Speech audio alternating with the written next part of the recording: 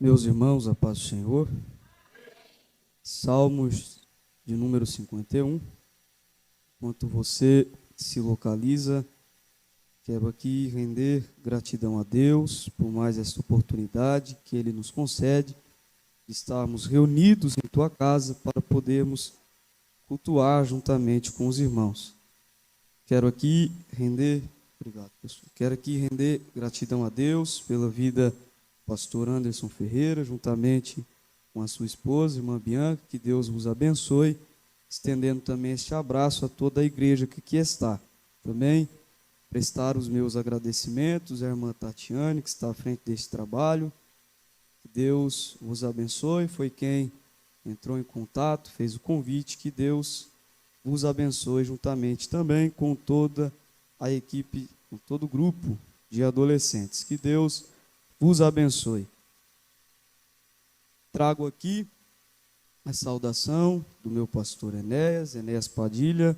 Sou dali da Assembleia de Deus, Ministério do Belém, da Igreja Sede, e ele mandou assim um abraço para toda a congregação, em especial o pastor Anderson. Assim que eu citei que eu estaria aqui, ele disse com aquela voz dele: manda um abraço para ele. Então, que Deus vos abençoe. Faça acompanhado da minha esposa, a mulher mais linda deste mundo. Ela fica envergonhada quando eu falo isso. É a Nayara. Que Deus a abençoe também.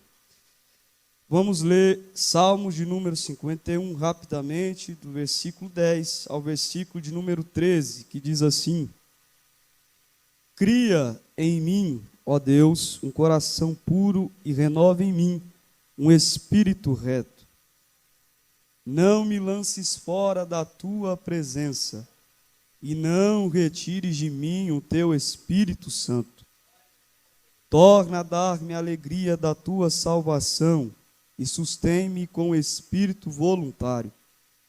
Então ensinarei aos transgressores os teus caminhos, e os pecadores a ti se converterão. Somente até aqui. Podeis assentar, glorificando ao nome do Senhor. O Senhor propôs um tema ao meu coração para esses minutos que nos restam, e eu gostaria que rapidamente você repetisse junto comigo. Primeiro, só as mulheres vão dizer: chamados à presença. Depois, só os homens: chamados à presença. Vamos lá? No 3, só as mulheres. 1, 2, 3. Agora só os homens. 1, 2, 3.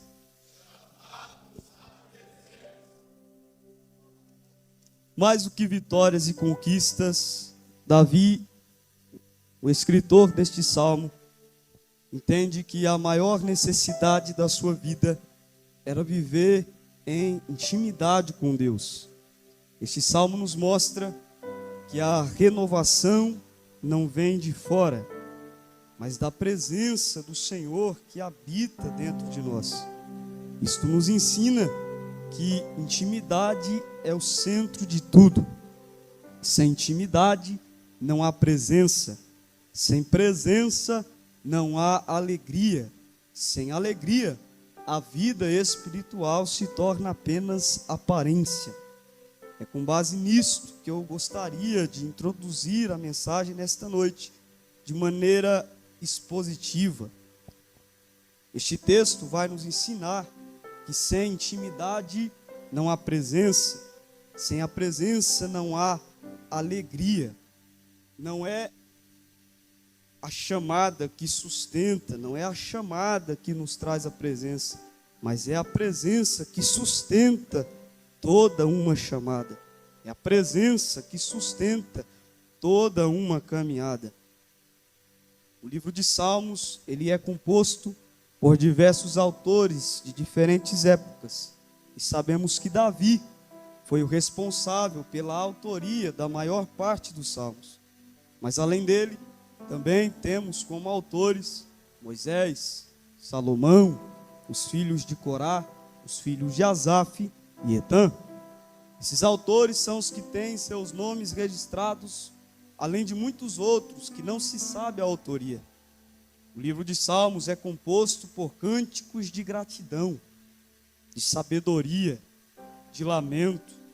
Você já deve ter ouvido da boca de alguém o famoso e muito citado Salmos de número 23, quando alguém declara dizendo: o Senhor é meu pastor e nada me faltará, reafirmando a autossuficiência de Deus em sua vida.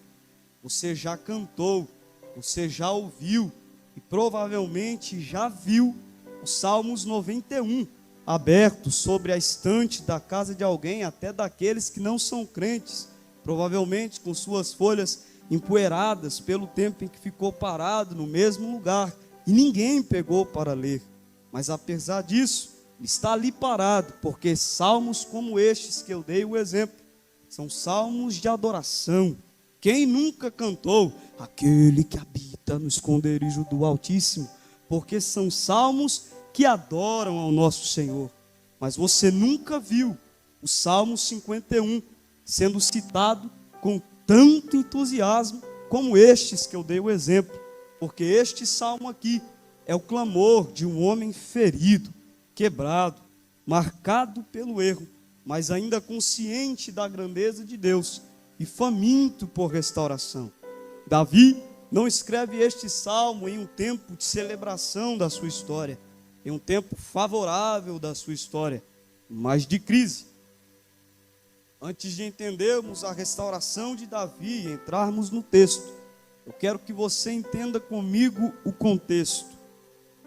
A Bíblia diz, no livro de 2 Samuel, capítulo 11, que no tempo em que os reis saíam à guerra, Davi ficou em Jerusalém. Era tempo de guerra, era tempo de batalha. Ele deveria estar na guerra, mas ficou no palácio e enviou Joabe e seus servos com ele. E ele está passeando e do terraço ele avista uma mulher se banhando. Vai ele perguntar: vem cá, é esta Batseba, mulher, filha de Eliã, mulher de Urias? É sim, Senhor, traz ela para cá.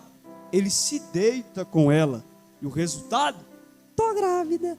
A partir daí é apenas o começo do pecado de Davi. E ele não pecou porque estava passeando, mas porque estava onde não deveria estar. E a ociosidade abriu espaço para a tentação. Irmão, o crente fora da guerra é presa fácil.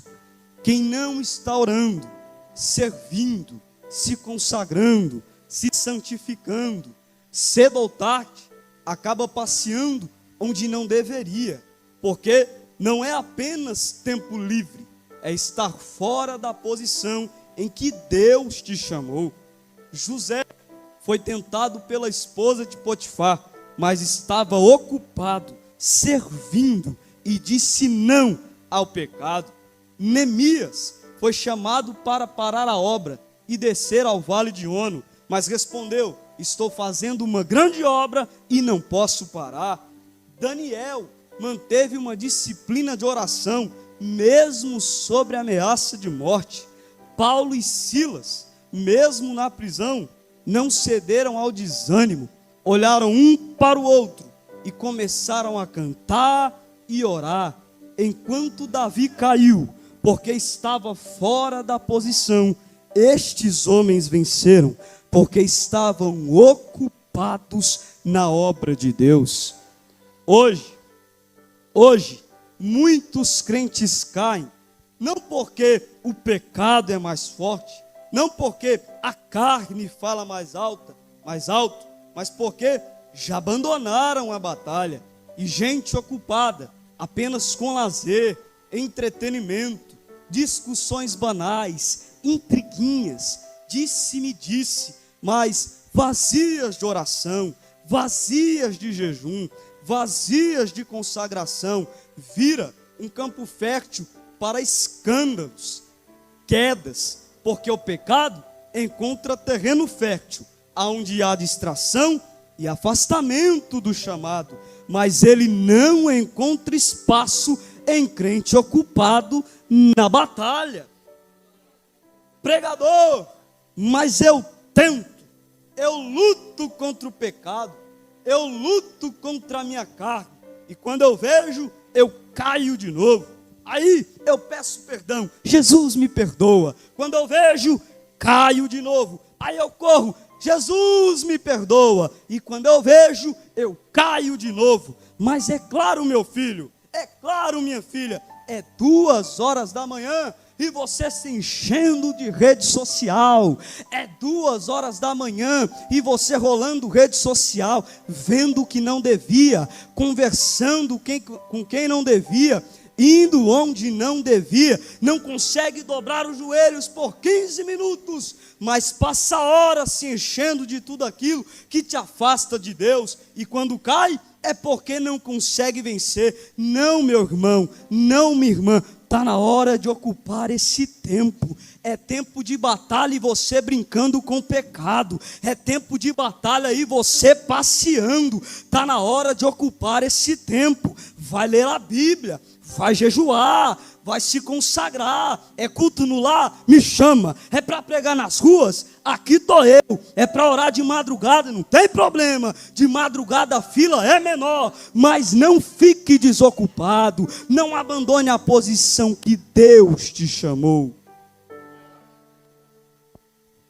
Davi comete adultério.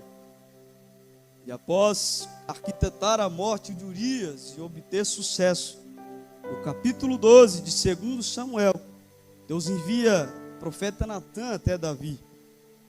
E ele começa dizendo: Davi, havia 2 homens, Davi. Um homem rico, um homem pobre. O homem rico possuía muitas ovelhas, gado. Era um homem rico. O homem pobre não tinha nada, a não ser uma cordeirinha que ele havia comprado. Bebia do seu copo, comia do seu prato. Ela era como a sua filha. Até um dia que chegou um visitante à casa do homem rico. Ele foi até a casa do homem pobre, Davi. Pegou a sua única cordeirinha, matou e a preparou para o seu visitante. Tão certo como vive o Senhor, que esse homem é digno de morte, tem que se devolver 4 vezes mais. Pois é, esse homem é tu. Te dei casa, te dei mulheres, te dei a casa de Judá, te dei a casa de Israel, e se isso não bastasse, eu te daria muito mais. No versículo 13, no versículo 9, Natã denuncia: porque, pois, desprezaste a palavra do Senhor? E é no versículo 13 que Davi confessa: pequei contra o Senhor. E a consequência veio. A criança chegou a nascer. O menino chegou a nascer. E a Bíblia diz que Davi chegou a jejuar pela vida da criança. Deus não mata o menino, não. Mas isso não foi o suficiente. A criança veio a falecer, porque apesar da restauração de Davi, as consequências são inevitáveis. O perdão de Deus não anula as consequências do seu pecado. O que o diabo tem tentado infiltrar em nossas igrejas é a ideologia da hipergraça, que abraça o teu pecado, que te abraça, mas que não confronta o teu erro. É a ideologia que te aplaude, dizendo: seja feliz, viva a sua vida como você quiser, o que importa é ser feliz, e adaptando a Bíblia ao seu modo de vida. Mas enquanto tem gente para negligenciar o propósito da santificação sobre a vida da igreja, Deus me trouxe aqui para dizer que pecado ainda é pecado, e que cedo ou tarde a consequência vai chegar. Mas não pense você que vai ficar como está.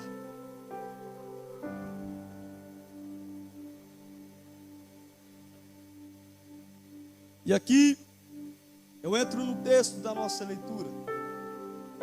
O problema de Davi não começou quando ele pecou. O problema de Davi começa quando ele se afasta da presença de Deus. Após cometer adultério com Batseba, arquitetar a morte de Urias, ser confrontado pelo profeta Natã.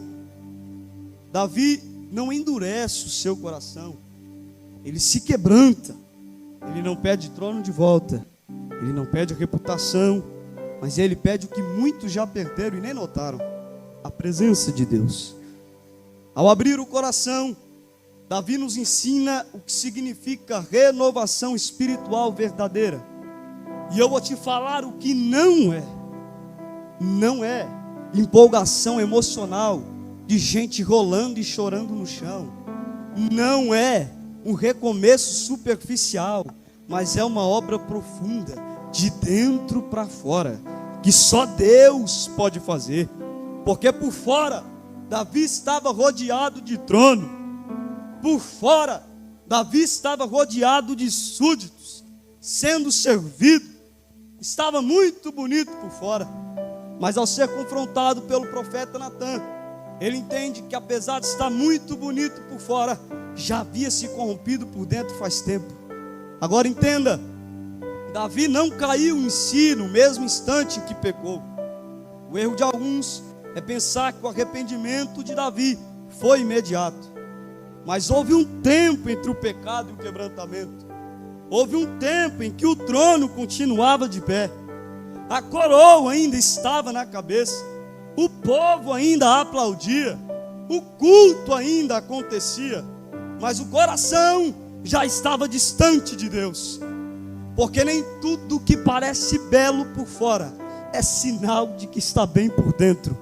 Porque cantar muito, pregar muito, ter muita técnica, meus parabéns, isso diz muito sobre quem você é por fora, mas não diz nada sobre quem você é por dentro. Está na hora da gente parar com esse negócio de achar que sinônimo de presença é performance. Canta muito, prega muito, fala muito, mas aqui dentro nunca foi transformado.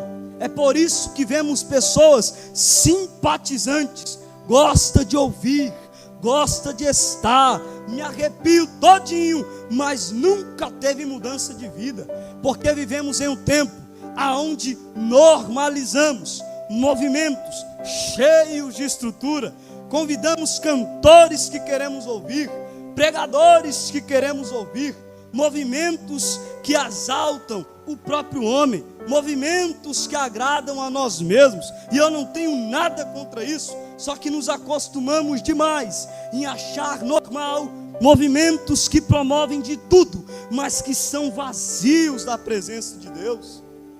Apocalipse capítulo 3, versículo 20: eis que estou à porta e bato, se alguém ouvir a minha voz e abrir a porta, entrarei em sua casa, e com ele cearei e ele comigo. O texto de Apocalipse capítulo 3 tem endereço. É uma igreja que está na Ásia, uma igreja fundada nos alicerces da palavra, uma igreja fundada por aqueles que andaram com Jesus, presenciaram seus milagres, fundada por apóstolos. E Jesus está na porta de uma igreja, batendo e dizendo: eu estou aqui tentando entrar, e se alguém ouvir a minha voz, eu vou entrar. Já na Bíblia Sagrada havia naquele tempo igrejas apóstatas, igrejas fundadas no nome dele, alicerçadas no nome dele, levavam o nome dele, mas ele não podia entrar lá dentro. Jesus do lado de fora e a igreja funcionando lá dentro, Jesus batendo e o culto acontecendo, Jesus chamando e ninguém percebendo. Isso não é falta de estrutura, isso não é falta de movimento, isso é falta de presença.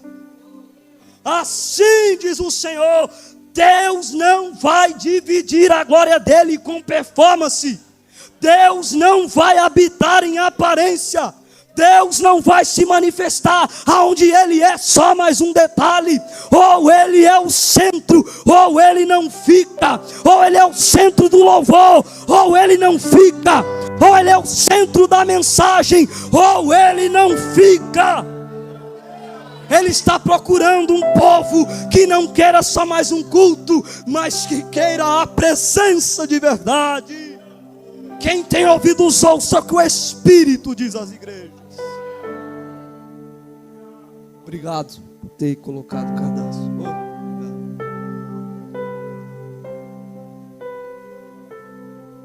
E aqui eu entro no texto. Versículo 10. Cria em mim, ó Deus, um coração puro e renova em mim um espírito reto. A palavra cria aqui, o original é bara, que é utilizada para a criação do nada, como nós vemos no livro de Gênesis.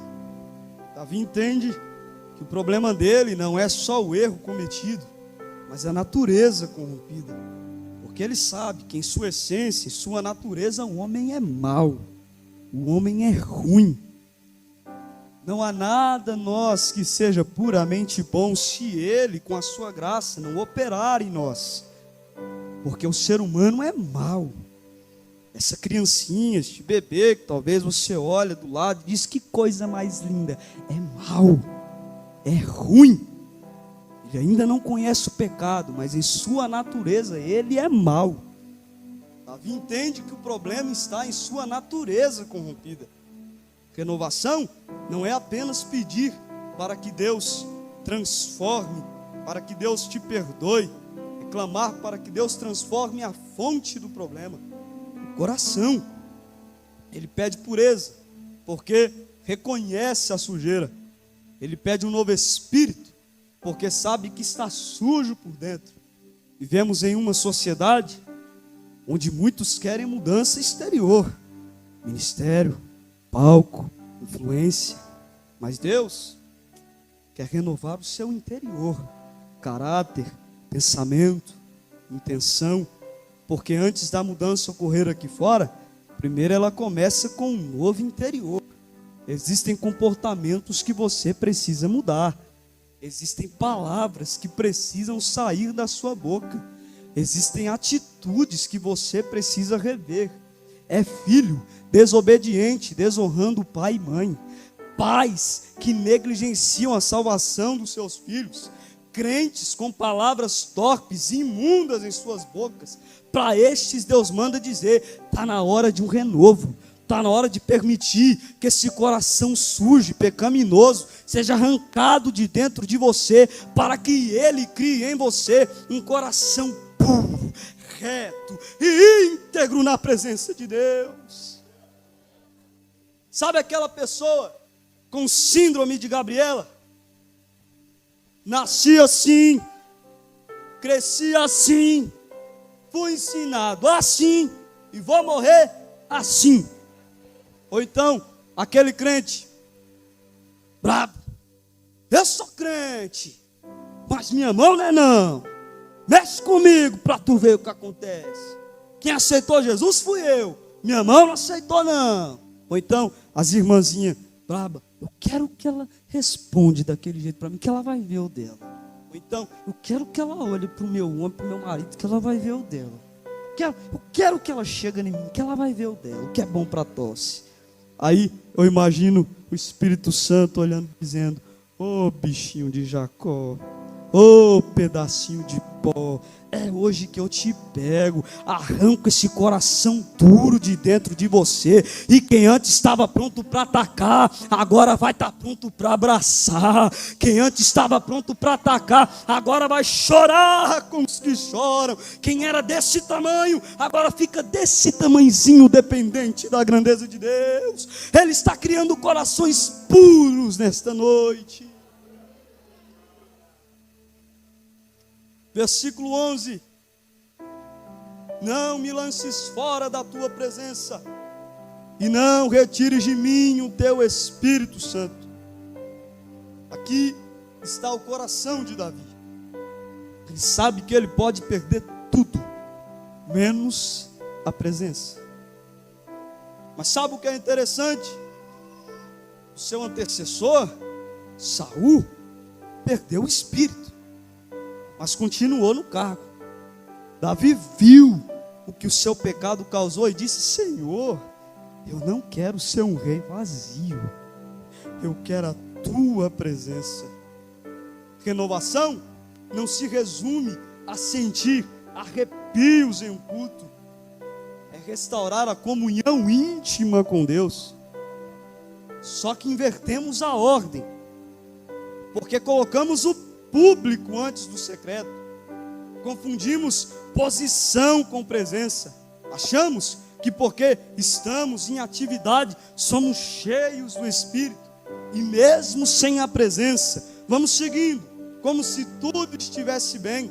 Porque a nossa geração é a geração de atalhos. É a geração que quer resultado sem quebrantamento. É a geração que valoriza o público, mas despreza o secreto. Aplaude a performance, mas despreza a presença. Não faz muito tempo, quando eu ouvia e via alguém pregando, e eu dizia: olha como ele prega, olha como ela canta. Será que um dia eu vou pregar desse jeito? Será que um dia Deus vai me usar desse jeito? Minha mãe, uma boa irmãzinha do ciclo de oração, olhava para mim e dizia: você está disposto a orar como ele ora? Você está disposto a buscar pela presença como ele busca? Você está olhando o resultado? Onde está o quebrantamento? Aplaudimos a performance, mas desprezamos a presença e continuamos invertendo a ordem. Não, meu filho, não, minha filha, não é voltar a pregar, não é voltar a cantar, não é voltar a subir no altar. Como assim? É voltar a orar, para depois você cantar. É voltar a se consagrar, para depois você cantar. Primeiro ora, primeiro a presença, depois você canta. Primeiro a presença, depois você prega. Primeiro a presença, depois a performance. Performance sem presença é só performance. Mas se nós temos a presença, nós temos tudo. Porque não há nada que se compare à presença de Deus. Tem gente que segue como se tudo estivesse bem, mas renovo é clamar como Davi: Senhor, volta a falar comigo, volta a andar comigo, só não me deixe te perder, porque se eu não tenho a ti, eu não tenho nada. É a presença que nos traz alegria. Versículo 12: torna a dar-me a alegria da tua salvação e sustém-me com espírito voluntário. Davi reconhece que a salvação continuava, mas a alegria havia se apagado, porque o pecado não apenas nos afasta de Deus, ele nos seca por dentro. Renovação também é emocional. Deus não quer apenas te enriquecer, derramar bênçãos sobre a sua vida e te fazer alguém abençoado na face da terra como nunca se viu. Não, isso faz parte, é consequência. Mas renovação é Deus devolvendo o brilho, o prazer, a alegria de estar com Ele. Davi pede para ser sustentado com espírito voluntário, ou seja, disposto, constante, firme. Ele não quer viver apenas de altos e baixos. Ele quer permanecer firme no caminho da obediência. E eu estou falando de constância, porque há muitos que vivem em um tipo de gangorra espiritual. Sabe como é uma gangorra? Para cima, para baixo. Sabe o que é uma gangorra espiritual? Uma semana no frio, outra semana no calor. O que dá glória no congresso, some da oração. O que dá glória no culto de domingo, eita Deus, some do culto de ensino. Porque são crentes de momentos, são crentes de movimentos isolados. Mas o que eu quero te dizer, que Deus não trouxe aqui para o culto de hoje para te renovar apenas para um momento, mas Ele quer te renovar para uma vida toda. Ele não quer te renovar para apenas o culto de hoje, Ele quer te renovar para uma vida toda. Está na hora de acabarmos com essa superficialidade. Ou você é crente de verdade ou você não é. Ou você se santifica, ou então se sude-se mais ainda, mas que as práticas momentâneas caem por terra, para que venha prevalecer uma igreja firme e constante na presença de Deus. Essa precisa ser a marca da nossa geração, uma geração constante na presença de Deus. Eu profetizo uma geração constante na presença de Deus, que vai desejar o ministério da palavra e vai se dedicar ao estudo, vai cantar e vai se dedicar aos ensaios, vai buscar a presença e vai orar. Será uma geração constante na obra de Deus. Quem sua mão ao arado já pôs, constante precisa ser.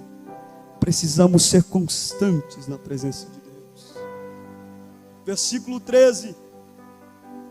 Então ensinarei aos transgressores os teus caminhos, e os pecadores a ti se converterão. Davi entende que a restauração não termina nele mesmo. Ele não quer apenas voltar a sentir a presença, mas ser um instrumento para que outros também experimentem a presença. Porque renovação verdadeira não te faz egoísta, te faz missionário. Ô irmão, lembra de quem você era? Você foi restaurado um dia. Profetiza restauração para a vida das pessoas. Você foi perdoado um dia. Prega perdão para a vida das pessoas.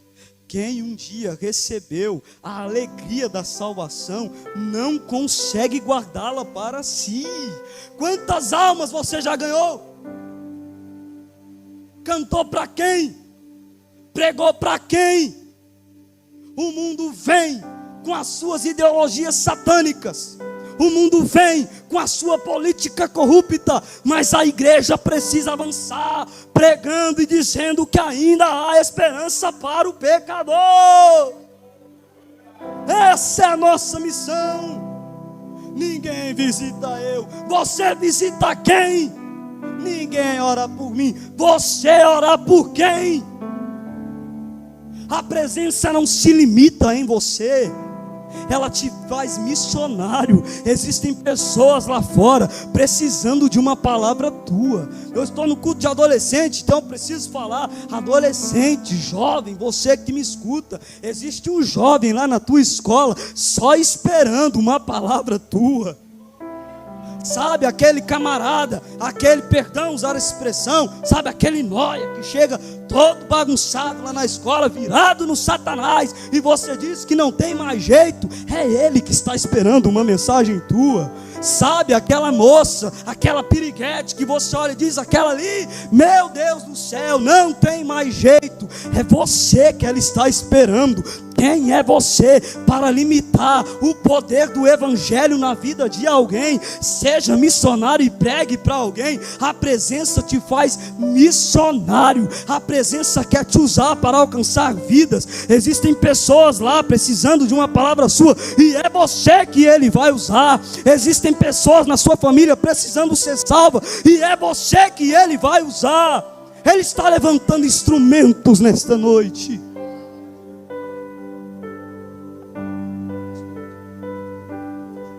Se coloque de pé com a permissão do pastor.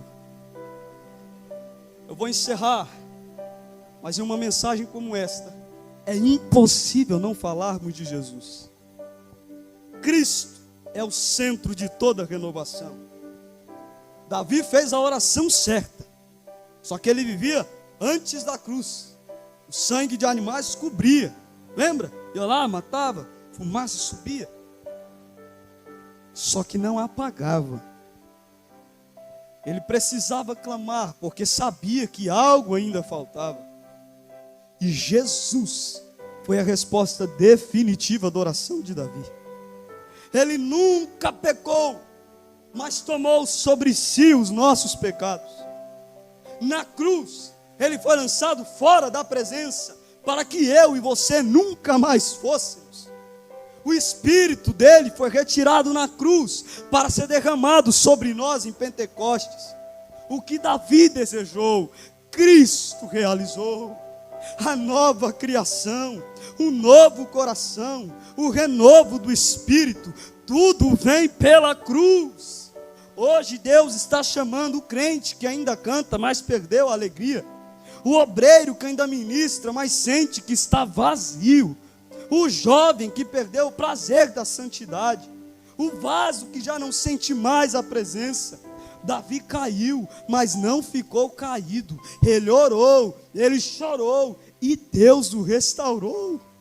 Clame pela presença, meu filho. Clame pela presença, minha filha. Você pode estar quebrado, você pode ter pecado, mas Ele ainda quer renovar as tuas forças. Ele ainda te quer no altar. Volte a pregar o que você pregava antes. Volte a cantar como você cantava antes. Volte a buscar como você buscava antes. Clame pela presença como você nunca clamou antes.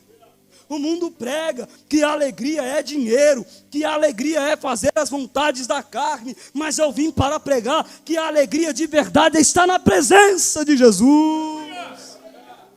Ah, irmão, eu sei que tem gente que numa mensagem como esta acaba pelo amor de Deus, mas ainda tem gente que declara dizendo: fica Jesus mais um pouquinho, não vá sem eu antes te falar. Como tu és maravilhoso, sua presença já encheu este lugar. Lembra de Moisés? Eu já estou encerrando. Lembra de Moisés? Eu gosto de Moisés. Eu vou usar a linguagem de jovem, porque eu também sou jovem. Eu me amarro em Moisés. Lembra de Moisés? Moisés, esse povo é duro de coração. Eu vou matar esse povo. Não, mata eles não. Se o Senhor matar eles, risca, tira meu nome do livro. Tá, segue viagem. E eu vou enviar um anjo com vocês. Top. Mas eu não vou com vocês. Não nos deixe subir daqui sem a tua presença. Olha que interessante. A promessa para o povo de Israel era Canaã.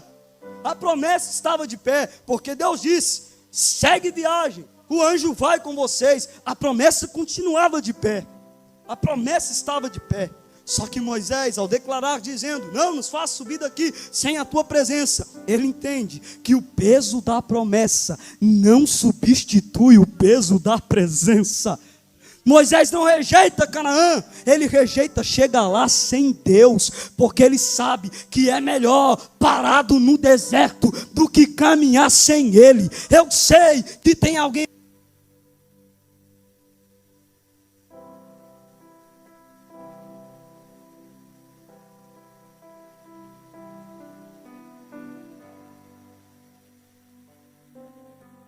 faz entender que o peso da promessa não substitui o peso da presença. Sabe o que é isso? Eu sei que eu tenho promessa para cantar, mas eu não quero cantar sem a tua presença. Sabe o que é isso? Eu sei que eu tenho promessa para pregar, mas eu não quero pregar sem a tua presença. Eu não quero orar sem a tua presença. Eu não quero subir aqui sem a tua presença.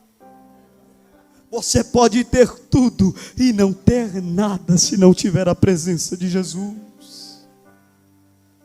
Davi, em toda a sua glória, nos ensina que não há reconhecimento humano maior do que o privilégio de bater no peito e dizer: eu carrego a presença de Jesus. Estamos em um tempo onde nos agarramos em cargos, em títulos, em sermos reconhecidos por homens, mas Davi está nos ensinando que não há nada melhor do que sentirmos a presença de Deus. Estamos em uma sociedade onde o mal do século é a ansiedade. O que será que vai acontecer? Os preços sobem, as coisas só pioram, este governo que não ajuda, mas Deus me trouxe aqui para te dizer: tu está com medo de quê? Se a minha presença é o suficiente na sua vida. Havia um mestre, e o seu aluno que chegou até ele disse: mestre, eu quero ser como o Senhor. Você quer ser igual a mim? Eu quero ser como o Senhor. Ele pegou o seu aluno, o seu servo, levou ele até um rio e o afundou sobre o rio, segurou ele ali por alguns segundos e ele puxou. E já, o que você pensava quando estava lá embaixo? Eu só queria respirar. O dia que você ter sede de Deus, como desejou respirar enquanto estava lá embaixo, aí você será como eu. Ele está procurando pessoas sensíveis, com sede pela presença. E aqui eu encerro. Há um tempo atrás, Pode tirar o fundo, por favor. Muito obrigado. Há um tempo atrás, nós estávamos reunidos em um pequeno grupo de jovens. Já faz um belo tempo, eu era menor, eu ainda sou baixo. E nós estávamos reunidos em um pequeno grupo de jovens. E estávamos em uma rodinha e começamos a conversar como que os louvores mudaram. Vocês sabem que jovem, adolescente, quando se reúne, só resenha, brincadeira. E aí começaram a debater como que os hinos mudaram, como que os louvores mudaram. E aí um dizia, eu gosto de Osés de Paula, eu te amo mais que a abelha ama a flor. Outro dizia, não, eu gosto de Daniel e Samuel, viúva sem nada. Outro dizia, não, eu gosto de Schiller Carvalhais. Outro dizia, não, eu gosto de Cas Worship. Não, eu gosto de tal cantor. E foi longe, começou a tocar vários hinos e começaram a cantar. De repente chegou um jovem no meio da conversa que havia acabado de se converter e estava participando do retiro e chegou no meio da rodinha e nem sabia do que estavam conversando e disse, escuta, eu posso pedir um hino? Eu vi que a caixinha está tocando. Claro, pede aí, qual que é o nome? Não, eu não sei o nome do cantor, nem é o nome do hino. Tá, só fala uma estrofe, um pedacinho da... Não, eu também não sei. Fica difícil. Não, eu sei fazer a melodia do hino. Tá, então faz aí, vai que a gente descobre. Aí ele começou.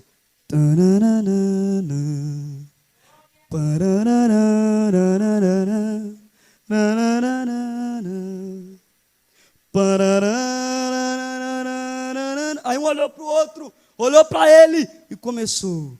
Pensando bem. Só a presença de Jesus na minha vida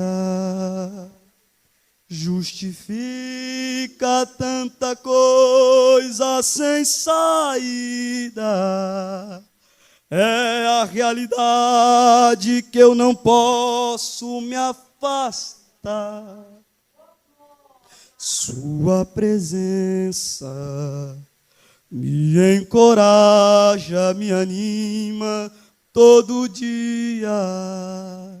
Só a presença de Jesus, minha vida, é a realidade que eu não posso me afastar. Eu não lembro a letra, vamos para o refrão.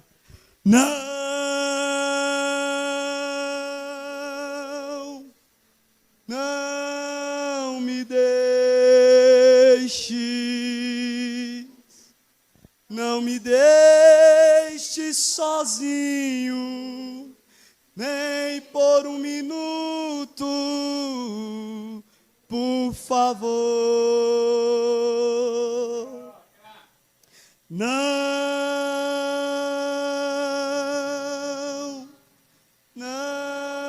me deixes. A minha alma chora, grita, implora, não me deixes, Senhor. Se eu não tenho a Ti, Jesus, eu não tenho nada. Aquele jovem que se converteu há pouco tempo, hoje é pregador da palavra, e perguntaram a ele, qual a maior dádiva da sua vida? E ele disse, foi ter a presença de Jesus na minha vida. Eu vou entregar, mas antes que eu entregue, eu gostaria de saber se existe alguém em nosso meio que ouviu esta palavra, os louvores que foram entoados, e gostaria de confessar a Cristo como seu único, suficiente Salvador da sua vida. Ou se existe alguém em nosso meio que por algum motivo se afastou dos caminhos do Senhor, gostaria de reconciliar com Ele nesta noite. Meu tempo já foi, eu não vou me estender. Tem alguém para Jesus nesta noite? Só faça um sinal com a sua mão e nós vamos orar por você. Tem alguém para Jesus? Estamos todos crentes aqui? Que Deus possa trazer mais vidas para serem alcançadas por esta palavra. Ou se tem alguém, que Deus lhe conceda uma outra oportunidade. Que Deus abençoe.